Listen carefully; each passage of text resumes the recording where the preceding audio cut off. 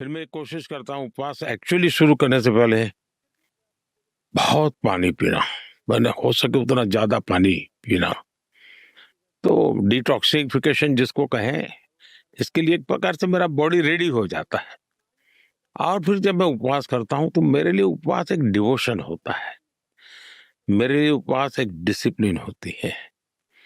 और मैं उपवास के समय कितनी ही बाहर की गतिविधि करता हूँ, लेकिन मैं अंतर मन में खोया हुआ रहता हूँ, मेरे भीतर रहता हूँ।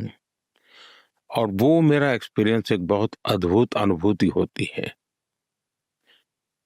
और ये उपवास मैं कोई किताबों को पढ़ करके या किसी के उपदेश के कारण या मेरे परिवार में अगर कोई कारणसर उपवास चल रहा है तो उन चीजों से नहीं हुआ है। मेरा खुद का एक एक्सपीरियंस था।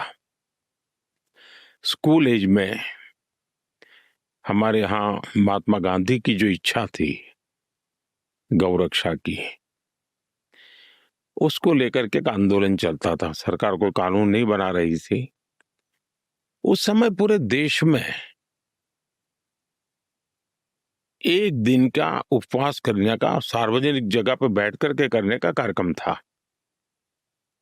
हम तो बच्चे थे, अभी प्राइमरी स्कूल से शायद निकले होंगे। मेरा मन कर गया कि मुझे उसमें बैठना चाहिए। और मेरे जीवन का वो पहला अनुभव था।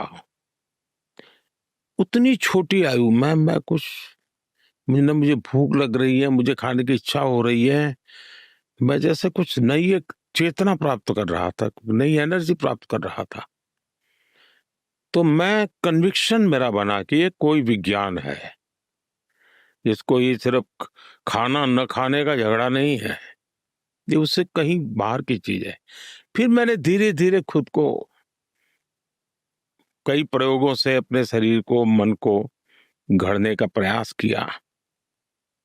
तो कैसे कि लंबी प्रक्रिया से मैं उपवास से निकला हूं। और दूसरी बात है कि मेरी एक्टिविटी कभी बंद नहीं होती, मैं उतना ही काम करता हूं, कभी कभी तो लगता है ज्यादा करता हूं। और दूसरा मैंने देखा है कि उपवास के दरमियान मुझे अगर कहीं अपने विचारों को व्यक्त करना है तो मैं आश्चर्य हो जाता हूँ, ये विचार कहाँ से आते हैं, कैसे निकलते हैं। हाँ, मैं बड़ा अद्भुत अनुभूति करता हूँ। तो आप उपवास में भी दुनिया के बड़े लोगों से मिलते हैं, आप अपना प्रधानमंत्री वाला काम भी करते हैं, आप उपवास में और कभी-कभी 9 दिनों के उपवास में भी दुनिया के एक बड़े नेता के तौर पर अपनी जिम्मेदारी निभाते हैं। ऐसा है कि बड़ा लंबा इतिहास है, शायद सुनने वाले भी थक जाएंगे। एक हमारे यहाँ चातुर्मास की परंपरा है। जब वर्षा ऋतु होती है तो हम जानते हैं डाइजेशन पावर काफी कम हो जाता है। और वर्षा ऋतु में एक टाइम ही भोजन करना है, यानी 24 आवर्स में एक टाइम। और वो मेरा करीब जून मिड से शुरू होता है, तो दिवाली के बाद करीब करीब नवंबर आ जाता है। करीब 4 महीना, 4.5 महीना वो मेरी एक परंपरा चलती है, जिसमें मैं 24 आवर में एक बार खाता हूँ। फिर मेरा एक नवरात्रि आता है जो आमतौर पर भारत में सितंबर अक्टूबर में होता है। और पूरे देश में उस समय दुर्गा पूजा का उत्सव होता है, शक्ति उपासना का उत्सव होता है। वो एक 9 दिन का होता है। तो उसमें मैं पूरी तरह सिर्फ गर्म पानी पीता हूँ। वैसे मैं गर्म पानी तो मेरा रूटीन है, मैं हमेशा ही गर्म पानी पीता हूँ। मेरा पुराना लाइफ ऐसा था कि जिसके कारण एक आदत मेरी बनी हुई है। दूसरा, एक मार्च अप्रैल महीने में नवरात्रि आता है, जिसे हमारे यहाँ चैत्री नवरात्रि कहते हैं, जो अभी शायद इस वर्ष 31 मार्च से शुरू हो रहा है। तो वो 9 दिन मैं उपवास करता हूँ। उसमें मैं कोई एक फल एक बार दिन में, यानी 9 दिन के लिए, जैसे मान लीजिए मैंने पपैया तय किया, तो फिर 9 दिन तक पपैया सिवाय कोई सी चीज को हाथ नहीं लगाऊंगा और सिर्फ एक बार लूंगा। तो वैसा एक 9 दिन का मेरा वो रहता है। तो साल भर में इस प्रकार से मेरा जो सालों से एक परंपरा मेरे जीवन में बन चुकी है, शायद ये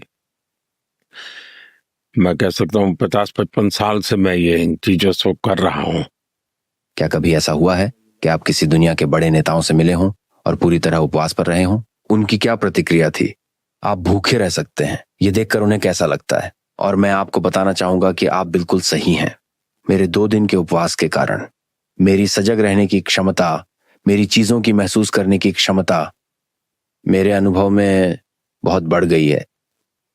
मैं पूछ रहा था कि आपको किसी नेता की कहानी याद है जब आपने उनके सामने उपवास रखा? ऐसा है कि ज्यादातर लोगों को पता नहीं होने देता मैं। ये मेरा हाँ, निजी मामला है, तो मैं इसकी कोई पब्लिसिटी वगैरह ये हाँ, लोगों को थोड़ा बहुत पता चलने लगा, ये मैं सीएम पीएम बना उसके बाद ही पता चलने लगा। अदरवाइज में ये मेरा प्योरली पर्सनल मामला रहता है। लेकिन अब जब पता चल गया है तो मैं उसको अच्छे ढंग से लोगों को कोई पूछता है तो बताता हूँ, ताकि किसी को उपयोग हो सके, क्योंकि ये मेरी पर्सनल प्रॉपर्टी तो है ही नहीं। मेरा एक्सपीरियंस है, किसी को भी काम आ सकता है, क्योंकि मेरा तो जीवन ही लोगों के लिए है। जैसे मेरा प्रधानमंत्री बनने के बाद और उस समय राष्ट्रपति ओबामा के साथ मेरा व्हाइट हाउस में बायलैटरल मीटिंग था।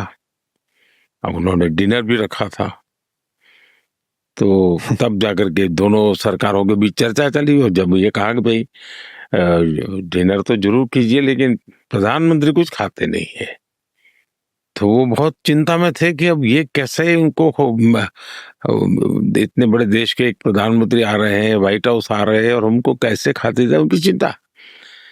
जब हम बैठे तो मेरे लिए गर्म पानी आया, तो मैंने कहा ओबामा जी से बड़ी मजाक में कहा कि देखो भाई, मेरा डिनर बिल्कुल आ गया है।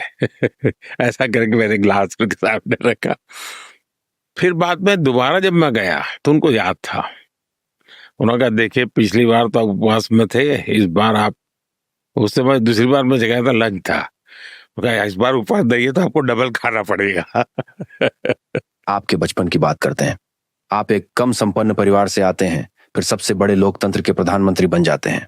ये कई लोगों के लिए एक प्रेरणा वाली कहानी हो सकती है। आपका परिवार भी अधिक संपन्न नहीं था और आप बचपन में एक कमरे के घर में रहते थे। आपका मिट्टी का घर था और वहां पूरा परिवार रहता था। अपने बचपन के बारे में कुछ बताइए।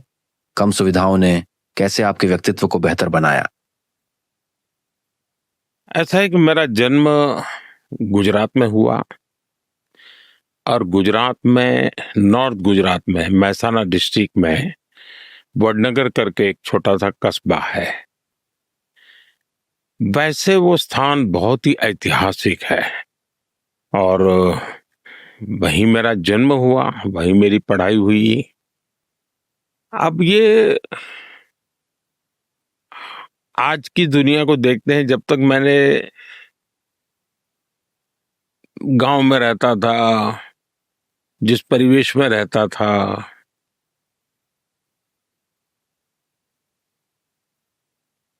अब मेरे गांव की कुछ विशेषता रही है जो शायद दुनिया में बहुत ही रेयर होती है। जब मैं स्कूल में पढ़ता था तो हमारे गांव के एक सज्जन थे, वो हमें लगातार स्कूलों में बच्चों को कहते कि देखो भाई, आप लोग कहीं जाएं और कहीं पर भी आपको कोई भी नक्काशी वाला पत्थर मिलता है या उस पर कुछ लिखा हुआ पत्थर मिलता है, कार्विंग की हुई कोई चीज मिलती है, तो ये स्कूल के इस कोने में इकट्ठा करो। तो मेरा जरा उसमें क्यूरियोसिटी बढ़ने लगी, समझने लगा, तो पता चला कि हमारा गांव तो बहुत ही पुराना है, ऐतिहासिक है। फिर कभी स्कूल में चर्चा होती थी तो उसमें से जानकारी मिलने लगी। बाद में शायद चाइना ने एक फिल्म बनाई थी, और मैं उस फिल्म के विषय में कहीं अखबार में पढ़ा था कि चाइनीज फिलोसोफर ह्यूएन संग वो मेरे गांव में काफी समय रहे थे, काफी कई सेंचुरीज पहले आए थे। तो बौद्ध शिक्षा का वो एक बड़ा केंद्र था। वो तो मैंने उसके विषय में जाना, और शायद 1400 में एक बौद्ध शिक्षा का केंद्र था। 12वीं सदी का एक विक्टोरी मॉन्यूमेंट, 17वीं सदी का एक मंदिर, 16वीं सदी में दो बहनें जो संगीत में बहुत बड़ी पारंगत थी, ताना रीरी, यानी इतनी चीजें सामने आने लगी। तो मैं देख रहा था कि फिर जब मैं मुख्यमंत्री बना तो मैंने बड़ा एक्सकेवेशन का काम शुरू करवाया। तो एक्सकेवेशन का काम किया तो ध्यान में आया कि उस समय हजारों बुद्ध भिक्षुओं की शिक्षा का एक सेंटर था, और बुद्ध, जैन, हिंदू तीनों परंपराओं का वहां प्रभाव रहा था। और हमारे लिए इतिहास केवल किताबों तक सीमित नहीं था। हम हर पत्थर बोलता था, हर दीवार कह रही थी कि मैं क्या हूं। और जब हमने ये एक्सकवेशन करने का काम शुरू किया तो जो चीजें मिली इतिहास के लिए महत्वपूर्ण है। अब तक उनको 2800 साल की एविडेंस मिले हैं, जो बिल्कुल ही अखंड रूप से ये शहर अविनाशी रूप में 2800 हैबिटाट रहा, मनुष्य जीवन वहां रहा है। और 2800 ईयर कैसे उसका डेवलपमेंट, उसका पूरे सबूत प्राप्त हुई है। अभी एक अंतर्राष्ट्रीय स्तर का एक वहाँ म्यूजियम भी बना है लोगों के लिए, खास करके आर्कियोलॉजी के स्टूडेंट जो हैं उनके लिए बड़ा अध्ययन का क्षेत्र बना है। तो मेरा एक तो मेरा जहाँ जन्म हुआ उसका अपनी एक विशेषता रही है।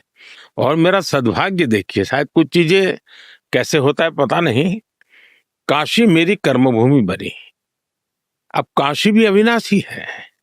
काशी, बनारस, वाराणसी जिसको कहते हैं, वो भी सैकड़ों वर्षों से निरंतर एक जीवंत शहर है। तो शायद कुछ ईश्वर दत्त व्यवस्था होगी कि मेरे बड़नगर में पैदा हुआ व्यक्ति काशी में जाकर के आज अपनी कर्मभूमि बना करके माँ गंगा के चरणों में जी रहा है। जब मैं अपने परिवार हमारा था, पिताजी थे, माता जी, हम भाई बहन, मेरे चाचा चाची, मेरे दादा दादी, सब लोग बचपन में सब, तो हम छोटे से, शायद ये घर तो, ये जगह तो बहुत बड़ी है जहां हम बैठे हैं, जिसमें कोई खिड़की भी नहीं थी, एक छोटा सा दरवाजा था, वहीं हमारा जन्म हुआ, वहीं पले पड़े। अब विषय आता है गरीबी। वो आज स्वाभाविक है कि जिस प्रकार से सार्वजनिक जीवन में लोग आते हैं उस हिसाब से तो मेरा जीवन बहुत अत्यंत गरीबी से निकला था। लेकिन हमने कभी गरीबी का कभी बोझ नहीं फील किया, क्योंकि जो व्यक्ति बढ़िया जूते पहनता है और अगर उसके जूते नहीं है तो उसको लगता है यार ये है। अब हमने तो जिंदगी में कभी जूते पहने ही नहीं थे, तो हमें क्या मालूम था कि भाई जूते पहनना भी एक बहुत बड़ी चीज होती है। तो हम वो कंपेयर करने की वो अवस्था में ही नहीं थे। अब हम जीवन ऐसे ही जिए हैं। और हमारी माँ बहुत ही परिश्रम करती थी, हमारे पिताजी बहुत परिश्रम करते। मेरे पिताजी की विशेषता ये थी और इतने डिसिप्लिन थे कि बहुत सुबह 4 साढ़े 4 बजे वो घर से निकल जाते थे। काफी वो पैदल जाकर कई मंदिरों में जाकर के फिर दुकान पर पहुंचते थे। तो एक जो जूते पहनते थे वो चमड़ी के, वो गांव का जो बनाता है, बहुत ही वो हार्ड होते एकदम से, तो आवाज बहुत आती है टॉक टॉक टॉक करके। तो वो चलते थे जब दुकान जाते थे, तो लोग कहते थे कि हम घड़ी मिला लेते थे कि हाँ दामोदर भाई जा रहे हैं। यानी इतना उनका डिसिप्लिन लाइफ था। बहुत मेहनत करते थे, वो रात देर तक काम करते थे।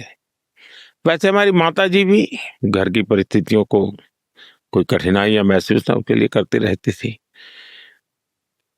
लेकिन इन सब के बावजूद भी हमें कभी अभाव में जीने की इन परिस्थितियों ने मन पे प्रभाव पैदा नहीं किया।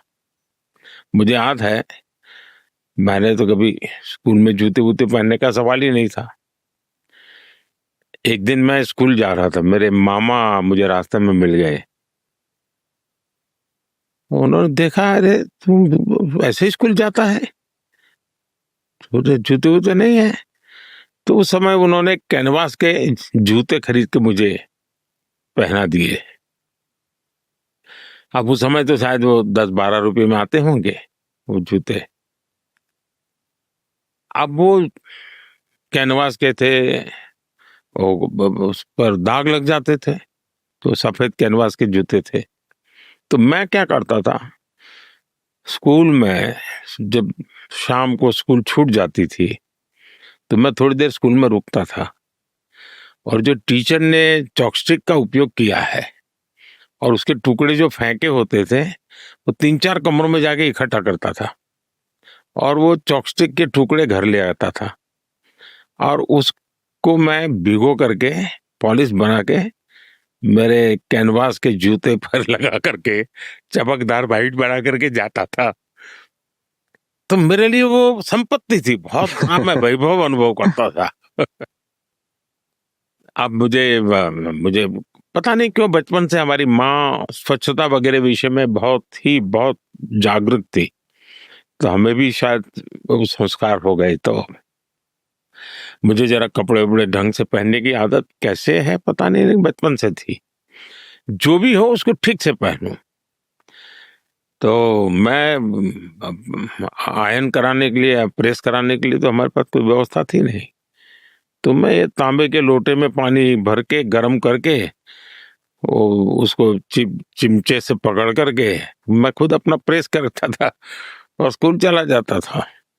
तो ये जीवन का एक आनंद लेता था। हम लोग कभी ये गरीब है, क्या है, कैसे ये लोग कैसे जीते हैं, इनका युग कैसा है, ऐसा तो कभी संस्कार नहीं हुआ। जो है उसी में मस्त मौजी से जीना, काम करते रहना, कभी रोना नहीं इन चीजों को लेकर के। और मेरे जीवन की इन सारी बातों को भी सद्भाग्य कहो या दुर्भाग्य कहो, ये राजनीति में ऐसी मेरी परिस्थिति बन गई कि चीजें निकल करके आने लगी। क्योंकि लोग, जब मैं सीएम का मेरा शपथ हो रहा था तो टीवी वाले मेरे गांव पहुंच गए, मेरे दोस्तों को पूछने लग गए, मेरा घर का वो वीडियो निकालने के लिए चले गए। तब पता चला कि ये कोई ये कहां से आ रहा है। उसके पहले कोई ज्यादा मेरे विषय में जानकारी नहीं थी लोगों को। तो जीवन मेरा ऐसा ही रहा है। और हमारी माताजी का एक स्वभाव रहा था कि सेवा भाव उनकी प्रवृत्ति में था, और उनको कुछ परंपरागत चीजें आती थी दवाई की, तो बच्चों को वो ट्रीटमेंट देती थी। तो सुबह 5 बजे बच्चे, सूर्योदय के पहले उनकी ट्रीटमेंट होती थी। तो सब लोग, हमारे घर पे सब लोग आ जाते थे, छोटे बच्चे रोते भी रहते थे, तो हम लोगों को भी जल्दी उठना होता था उसके कारण, और माँ फिर उनको ट्रीटमेंट करते रहती थी। तो ये सेवा भाव जो है वो एक प्रकार से इन्हीं चीजों में से पनपा हुआ था। एक समाज के प्रति संवेदना, किसी के लिए कुछ अच्छा करना। तो ऐसे एक परिवार से मैं समझता हूँ कि माता के, पिता के, मेरे शिक्षकों के, जो भी वो परिसर मुझे मिला, परिवेश मिला, उसी से जीवन मेरा चला। बहुत सारे युवा लोग हैं जो इसे सुन रहे हैं, जो वास्तव में आपकी कहानी से प्रेरित हैं। उन बहुत ही साधारण शुरुआतों से लेकर के दुनिया के सबसे बड़े लोकतंत्र के नेता बनने तक। तो आप उन युवा लोगों को क्या कहना चाहेंगे जो संघर्ष कर रहे हैं, दुनिया में खोए हुए हैं और अपना रास्ता खोजने की कोशिश कर रहे हैं? आप उन्हें क्या सलाह दे सकते हैं? मैं सभी नौजवानों से कहना चाहूंगा, जीवन में रात कितनी ही अंधेरी क्यों ना हो, लेकिन वो रात ही है, सुबह होना तय होता है। और इसलिए हमारे में वो पेशेंस चाहिए, आत्मविश्वास चाहिए। है, ये हालत है, और मैं हालत के कारण नहीं हूं। ईश्वर ने मुझे किसी काम के लिए भेजा है, ये भाव होना चाहिए। और मैं अकेला नहीं हूं, जिसने मुझे भेजा है वो मेरे साथ है, ये एक अटूट विश्वास होना चाहिए। कठिनाइयां भी कसौटी के लिए हैं, कठिनाइयां मुझे विफल करने के लिए नहीं है, मुसीबतें मुझे मजबूत बनाने के लिए हैं, मुसीबतें मुझे हताश निराश करने के लिए नहीं है।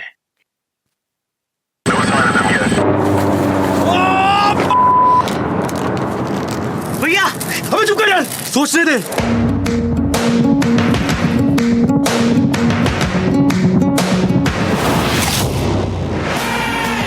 Doritos Dinamita, hot bite blast. Dengue cases on rise? His cough is getting worse by this chemical vaporizer. No, wait. और मैं तो हर ऐसे संकट को, हर मुसीबत को हमेशा अवसर मानता हूं। तो मैं नौजवानों से कहूंगा, दूसरा पेशेंस चाहिए, शॉर्टकट नहीं चलता जी। हमारे यहाँ रेलवे स्टेशन लिखा रखता है, कुछ लोगों को आदत होती है वो ब्रिज पर से रेलवे पटरी क्रॉस करने के बजाय नीचे से भागने की, तो वहां लिखा होता है shortcut will cut you short. तो मैं नौजवानों को भी कहूंगा, shortcut will cut you short. कोई शॉर्टकट नहीं होता, एक पेशेंस होना चाहिए, धीरज होनी चाहिए। और हमने जो भी दायित्व मिलता है ना, उसमें जान भर देनी चाहिए, उसको मस्ती से जीना चाहिए, उसका आनंद लेना चाहिए। और मैं मानता हूं कि अगर ये मनुष्य के जीवन में आता है, उसी प्रकार से बहुत कुछ है, वैभव ही वैभव है, कोई चिंता का विषय है। वो भी अगर कंबल ओढ़ करके सोता रहेगा तो वो भी बर्बाद हो जाएगा। उसने तय किया ना, ये भले मेरे आसपास होगा, लेकिन मुझे मेरे अपने सामर्थ्य से इसमें वृद्धि करनी चाहिए। मुझे मेरे सामर्थ्य से समाज को ज्यादा देना चाहिए। यानी मैं अच्छी स्थिति में हूं तो भी मेरे लिए करने के लिए बहुत कुछ है, अच्छी स्थिति में नहीं हूं तो भी करने के लिए बहुत काम है।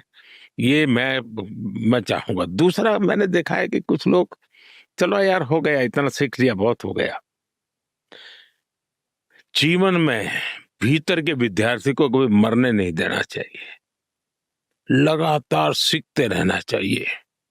हर चीज सीखने का जिनका मैंने, अब शायद मुझे किसी काम के लिए ही तो जीना होगा, तो अब मैं तो गुजराती भाषा में, मेरी मातृभाषा है, और हम हिंदी भाषा जानते नहीं। वाक चातुर्य क्या होता है, बात कैसे करनी चाहिए। तो पिताजी के साथ चाय की दुकान पर हम बैठते थे, तो उतनी छोटी आयु में इतने लोगों से मिलने का मौका मिलता था, और मुझे हर बार उसमें से कुछ न कुछ सीखने को मिलता था। वो तरीके, उनकी बात करने का तरीका, तो इन चीजों से मैं सीखता था कि हाँ, ये चीजें हम भी, भले आज हमारी स्थिति नहीं है, लेकिन कभी हो तो हम ऐसा क्यों न करें, हम इस प्रकार से क्यों न रखें। तो सीखने की वृत्ति मैं समझता हूं कि हमेशा रहनी चाहिए। और दूसरा, मैंने देखा है कि ज्यादातर लोगों को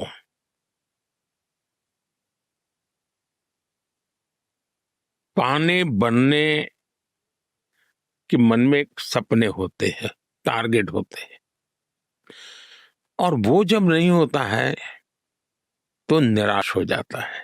विवेकानंद जी का वो छोटी सी घटना मेरे मन पे थोड़ा प्रभाव कर गई कि जगत को क्या दूंगा,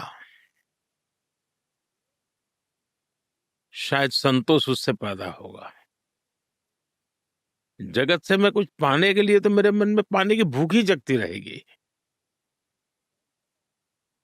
और उसी में था कि भाई शिव और जीव का एकात्म क्या होता है। शिव की सेवा करनी है तो जीव की सेवा करो, शिव और जीव में एकत्व की अनुभूति करो, सच्चा अद्वैत इसी में जिया जा सकता है।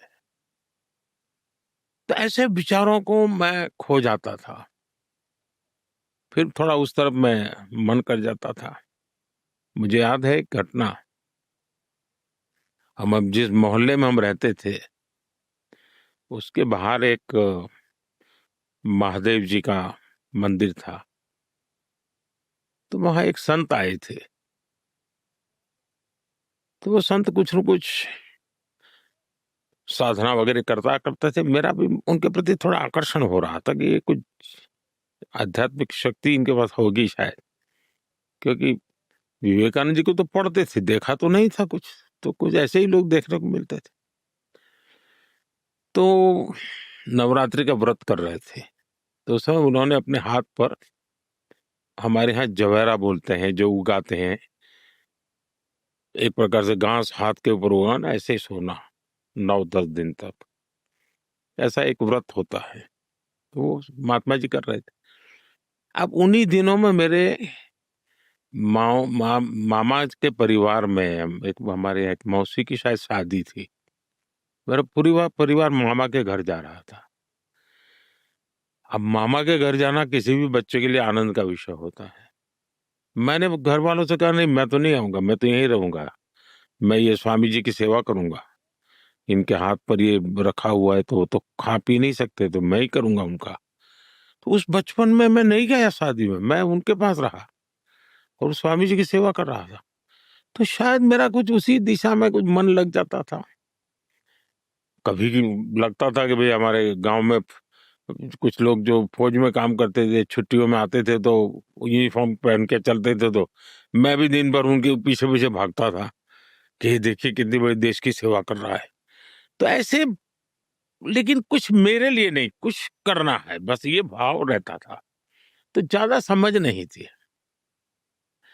कोई रोड मैप भी नहीं था, भूख थी कुछ मुझे इस जीवन को जानने की, पहचानने की। तो मैं चला गया, निकल पड़ा।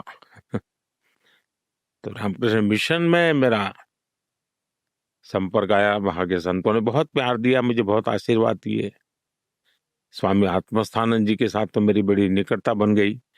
वो 100 साल तक करीब करीब जीवित रहे और जीवन के उनके आखिरी क्षणों में मेरी बहुत इच्छा थी कि वो मेरे पीएम हाउस में आकर के रहे, लेकिन उनकी जिम्मेवारी इतनी थी कि वो आए नहीं। जब मैं सीएम था तब तो आते थे, मुझे बहुत उनका आशीर्वाद मिलता था। लेकिन उन्होंने मुझे गाइड किया कि भाई तुम क्यों यहाँ अपना आए हो, तुम्हें जो करना है कुछ और काम है। तुम खुद के भलाई के लिए तुम्हारी प्रायोरिटी है कि समाज की भलाई के लिए है। विवेकानंद जी ने तो जो भी कहा है वो समाज की भलाई के लिए है, तुम तो सेवा के लिए बने हो। तो मैं एक प्रकार से वहां थोड़ा निराश भी हुआ, क्योंकि उपदेश ही सुनने को मिला, मदद तो मिली नहीं। फिर मैं अपने रास्ते पर चलता रहा, कई जगह पर हिमालयन लाइफ में रहा, बहुत कुछ अनुभव किया, देखा, बहुत सारी जीवन के अनुभव रहे, कई लोगों से मिलना हुआ, बड़े बड़े तपस्वी लोगों से मिलने का मौका मिला। लेकिन मन स्थिर नहीं था मेरा। आयु भी शायद ऐसी थी जिसमें जिज्ञासा बहुत थी, जानना समझने की ख्वाहिश थी। एक नया अनुभव था, वहां की मौसम की दुनिया भी अलग थी, पहाड़ों में बर्फीले पहाड़ों के बीच में रहना होता था। लेकिन सबने मुझे घड़ने में बहुत बड़ी मदद की, मेरे भीतर की सामर्थ्य को उसमें से बल मिला। साधना करना, ब्रह्म मुहूर्त में उठना, स्नान करना, लोगों की सेवा करना, सहज रूप से जो बुजुर्ग संत होते थे, तपस्वी संत, उनकी सेवा करना। एक बार वहां पर नेचुरल कैलेमिटी आई थी, तो मैं काफी गांव वालों की मदद में लग गया। तो ये मेरे जो संत महात्मा जो भी जिनके पास कभी न कभी मैं रहता था, ज़्यादा दिन एक जगह पे नहीं रहता था मैं, ज़्यादा भटकता ही रहता था। एक प्रकार वैसा ही जीवन था। और जो लोग नहीं जानते उन्हें बताना है कि आपने रामकृष्ण मिशन आश्रम में स्वामी आत्मस्थानंद के साथ काफी समय बिताया है। जैसा कि आपने अभी बताया, उन्होंने आपका सेवा के जीवन की ओर मार्गदर्शन किया। तो एक और चीज होने की संभावना थी कि जहां आप संन्यास ले सकते थे, सब कुछ त्याग कर सन्यासी बन जाते, तो आप या सन्यासी नरेंद्र मोदी के रूप में या फिर प्रधानमंत्री के रूप में आज हमारे सामने होते।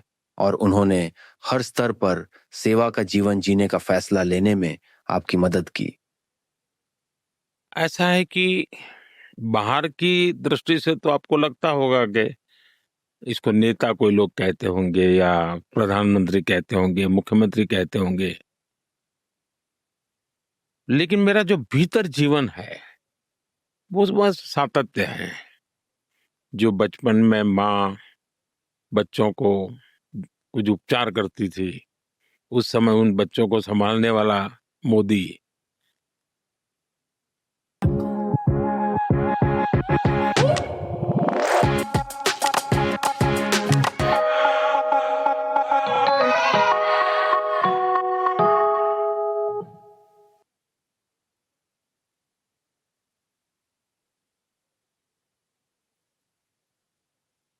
हिमालय में भटकता हुआ मोदी, या आज इस स्थान पर बैठ करके काम कर रहा मोदी, उसका सबके अंदर एक सातत्य है।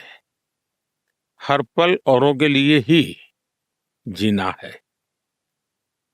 और वो सातत्य में के कारण मुझे साधु और नेता ऐसा कोई बहुत बड़ा डिफरेंशिएट दुनिया की नजरों में तो होए, क्योंकि वो कपड़े अलग होते, जीवन अलग होता, दिन भर की भाषा अलग होती, यहाँ का काम अलग है, लेकिन मेरे भीतर का जो व्यक्तित्व है वो तो उसी डिटैचमेंट से दायित्व को संभाल रहा है। आपके जीवन का एक और महत्वपूर्ण हिस्सा यह है कि आपने जीवन भर अपने देश भारत को सबसे ऊपर रखने की बात कही है। जब आप 8 साल के थे तब आप आरएसएस में शामिल हुए, जो हिंदू राष्ट्रवाद के विचार का समर्थन करता है। क्या आप आरएसएस के बारे में बता सकते हैं और उनका आप पर क्या प्रभाव पड़ा? आप जो भी आज हैं और आपके राजनीतिक विचारों के विकास पर उनका क्या प्रभाव पड़ा? देखिए, एक तो बचपन में कुछ न कुछ करते रहना ये स्वभाव था मेरा। मुझे याद है मेरे यहाँ एक माकोसी, मुझे नाम बड़ा याद नहीं, वो सेवा दल के शायद हुआ करते थे, माकोसी सोनी ऐसा कुछ तो भी थे। अब वो एक बजाने वाली डफली जैसा रखते थे अपने पास, और देशभक्ति के गीत, और उनकी आवाज भी बहुत अच्छी थी। तो हमारे गांव में आते थे, तो अलग अलग जगह पे उनके कार्यक्रम होते थे, तो मैं पागल की तरह बस उनको सुनने चला जाता था। रात रात भर उनके देशभक्ति के गाने सुनता था, मुझे मजा आता था। क्यों आता था वो पता नहीं है। वैसे ही मेरे यहाँ राष्ट्रीय स्वयंसेवक संघ की शाखा चलती थी। शाखा में तो खेलकूद होता, लेकिन देशभक्ति के गीत होते थे। वो मन को जरा बड़ा मजा आता था, एक मन को छूता था, अच्छा लगता था। तो ऐसे ही करके हम संघ में आ गए। तो संघ के एक संस्कार तो मिले कि भाई कुछ भी सोचो करो, अगर वो पढ़ते हो तो भी सोचो कि मैं इतना पढ़ूं मैं देश के काम आऊं। अगर व्यायाम करता हूं मैं ऐसा व्यायाम करो कि मेरा शरीर भी देश को काम आए। ये संघ के लोग सिखाते रहते हैं। अब संघ एक बहुत बड़ा संगठन है, शायद अब उसके 100 साल हो रहे, ये 100वां वर्ष है। और दुनिया में इतना बड़ा स्वयंसेवी संगठन कहीं होगा ऐसा मैंने तो नहीं सुना है। करोड़ों लोग उसके साथ जुड़े हुए हैं। लेकिन संघ को समझना इतना सरल नहीं है। संघ के काम को समझने का प्रयास करना चाहिए। और संघ स्वयं तो एक पर्पज ऑफ लाइफ जिसको कहे, इसके विषय में आपको एक अच्छी दिशा देता है। दूसरा, देश ही सब कुछ है। और जन सेवा ही प्रभु सेवा है। ये जो हमारे वेद काल से जो कहा गया है, जो हमारे ऋषियों ने कहा, जो विवेकानंद ने कहा, वही बातें संघ के लोग करते हैं। तो स्वयंसेवक को कहते हैं भाई तुम्हें संघ में से जो प्रेरणा मिली वो 1 घंटा शाखा है, वो स्वयं नहीं, यूनिफॉर्म पहनना वो स्वयं संघ नहीं है। तुमने समाज के लिए कुछ करना चाहिए। और वो उस प्रेरणा के आज ऐसे काम चल रहे हैं, जैसे कुछ स्वयंसेवकों ने सेवा भारती नाम का संगठन खड़ा किया है। ये सेवा भारती जो गरीब बस्तियां होती है, झुग्गी झोपड़ी में गरीब लोग रहते हैं, जिसको वो सेवा बस्ती कहते हैं, मेरी मोटी मोटी जानकारी है करीब 1.25 लाख सेवा प्रकल्प चलाते हैं वो, और किसी सरकार की मदद के बिना समाज की मदद से वहां जाना, समय देना, बच्चों को पढ़ाना, उनके हेल्थ की चिंता करना, ऐसे ऐसे काम करते हैं। संस्कार उनके अंदर लाना, उस इलाके में स्वच्छता का काम करना, यानी बिल्कुल 1.25 लाख एक छोटा नंबर नहीं है। वैसे कुछ स्वयंसेवक है संघ में से ही गढ़े हुए हैं, वो वनवासी कल्याण आश्रम चलाते हैं, और वो जंगलों में आदिवासियों के बीच में रह करके आदिवासियों की सेवा करते। 70,000 से ज्यादा 1 टीचर 1 स्कूल, एकल विद्यालय चलाते हैं।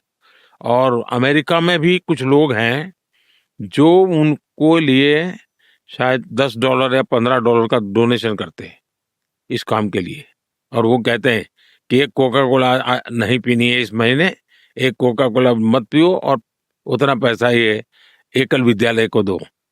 अब 70,000 एकल विद्यालय आदिवासी बच्चों को पढ़ाने के लिए करना। कुछ स्वयंसेवकों ने शिक्षा में क्रांति लाने के लिए विद्या भारती नाम का संगठन खड़ा किया। करीब 25,000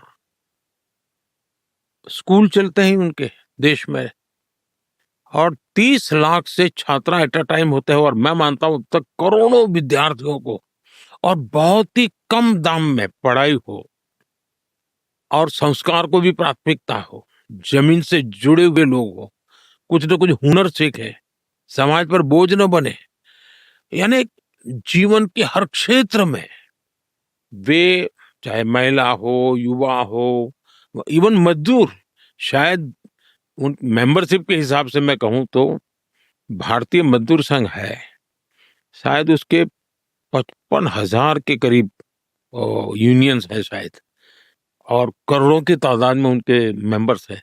शायद दुनिया में इतना बड़ा लेबर यूनियन कुछ नहीं होगा। और सिखा कैसा जाता है,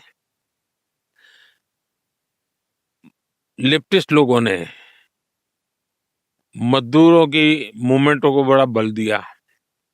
लेबर मूवमेंट जो लगे हैं उनका नारा क्या होता है, workers of the world unite, दुनिया के मजदूरों एक हो जाओ, फिर देख लेंगे, ये भाव होता है। ये मजदूर संघ वाले क्या कहते हैं, जो आरएसएस की शाखा से निकले हुए स्वयंसेवक मजदूर संघ चलाते हैं, वो कहते हैं वर्कर्स यूनाइट द वर्ल्ड। वो कहते हैं workers of the world unite, ये कहते हैं workers unite the world. Unite the world. ये कितना बड़ा वाक्य, 2 शब्दों में इधर उधर है, लेकिन कितना बड़ा वैचारिक बदलाव है। ये संघ की शाखा से निकले हुए लोग अपनी रुचि, प्रकृति, प्रवृत्ति के अनुसार जब काम करते हैं तो इस प्रकार के गतिविधियों को बल देते हैं। और जब इन कामों को देखेंगे तब आपको 100 साल में राष्ट्रीय स्वयंसेवक संघ ने भारत के सारे चकाचौंध दुनिया से दूर रहते हुए एक साधक की तरह समर्पित भाव से, तो मेरा ये सौभाग्य रहा कि ऐसे पवित्र संगठन से मुझे संस्कार मिले जीवन के, लाइफ ऑफ पर्पज में जो मिला। फिर मेरा सौभाग्य रहा कि मैं कुछ पल के लिए, कुछ समय के लिए संतों के बीच चला गया, तो हम मुझे आध्यात्मिक अधिष्ठान मिला, तो शिस्त मिली, लाइफ ऑफ पर्पज मिला, संतों के बाद आध्यात्मिक अधिष्ठान मिला। स्वामी आत्मस्थानंद जी जैसे लोगों ने जीवन भर मेरा हाथ पकड़ करके रखा। बढ़ती उम्र के साथ मसल्स 30% तक कम हो सकते हैं, जिससे होती है ताकत की कमी, नतीजा थकान। इसीलिए मेरा भरोसा सिर्फ क्लिनिकली प्रूवन एनश्योर पे। इसमें है high protein, calcium, vitamin D जैसे 32 न्यूट्रिएंट्स जो बढ़ाएं आपके मसल्स की ताकत सिर्फ 90 दिनों में।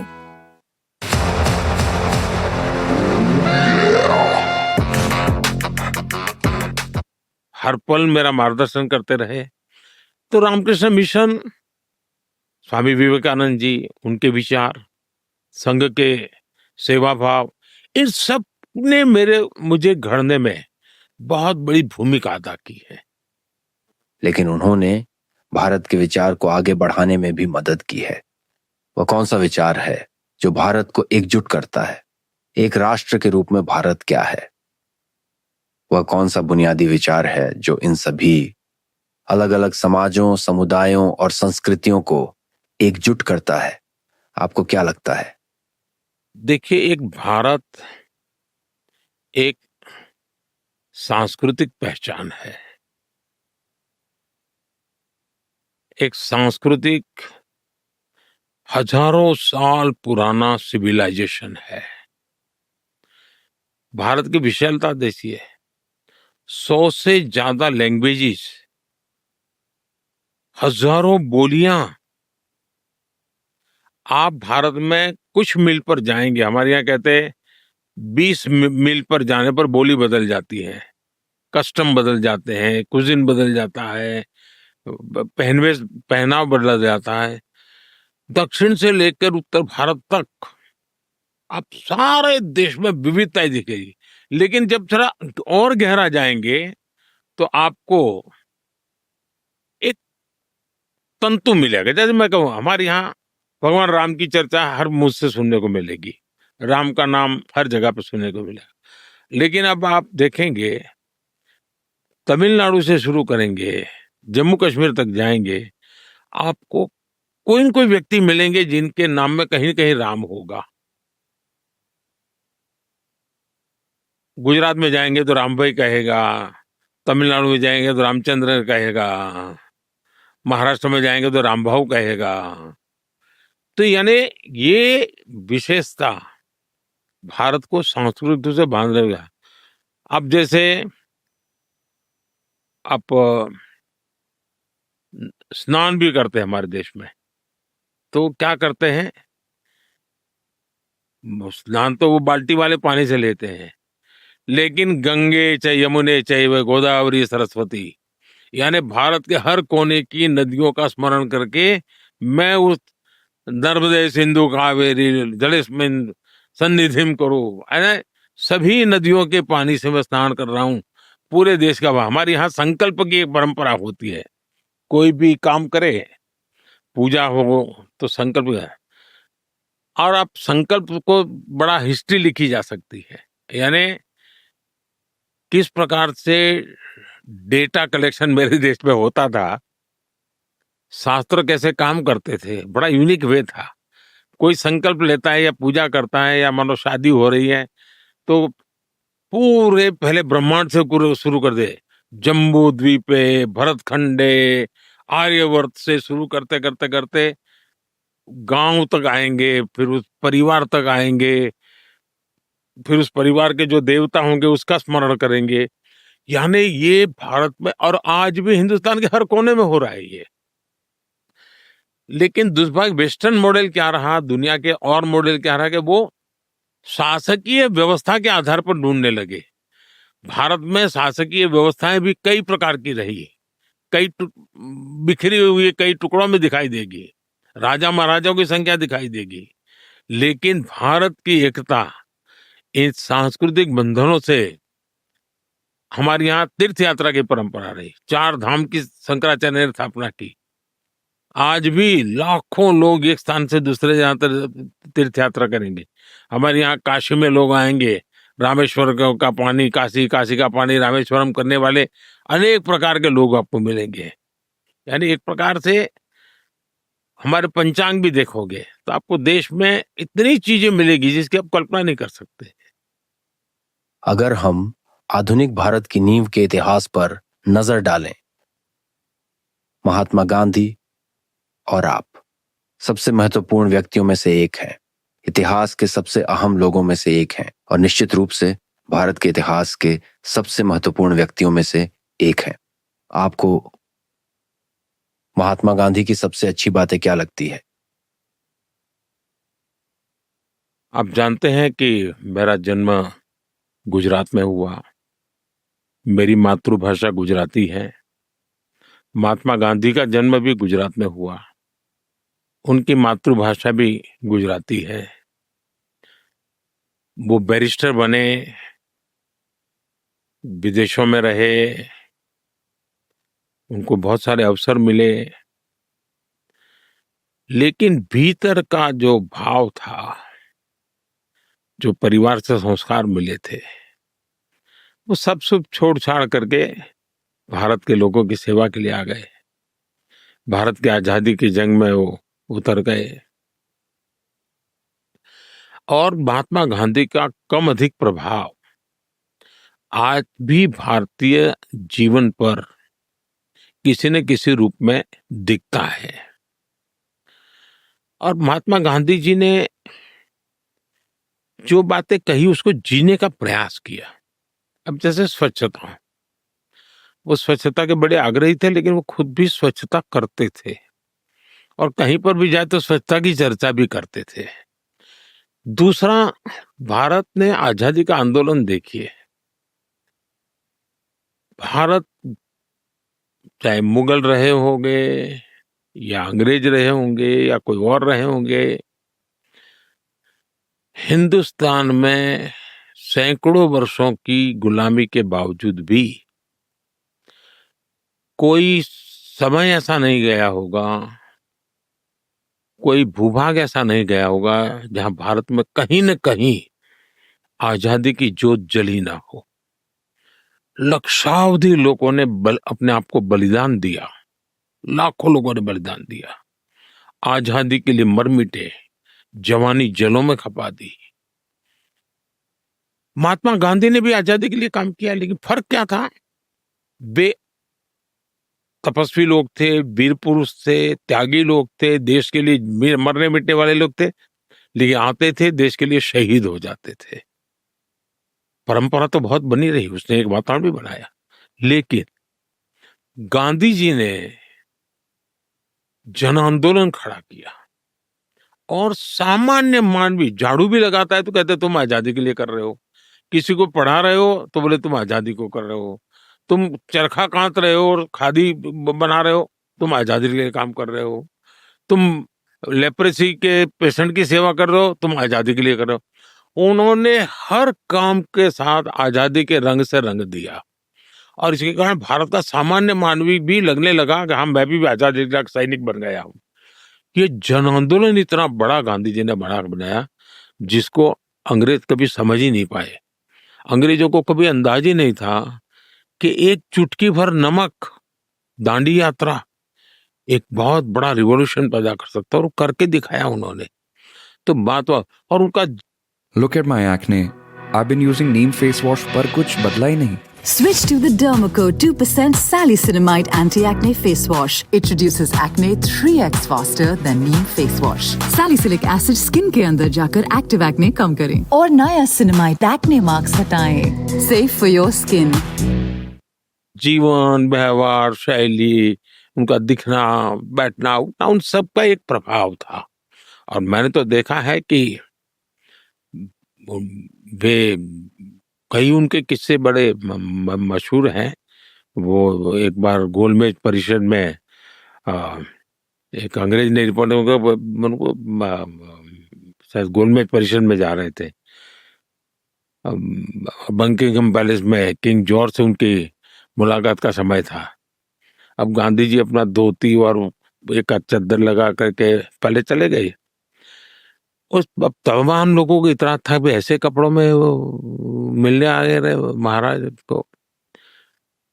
तो गांधी ने कहा भाई मुझे कपड़े पहनने की क्या जरूरत है, जितने कपड़े आपके राजा के बदन पर है वो हम दोनों के लिए काफी है। तो ये मजाकिया स्वभाव उनका था।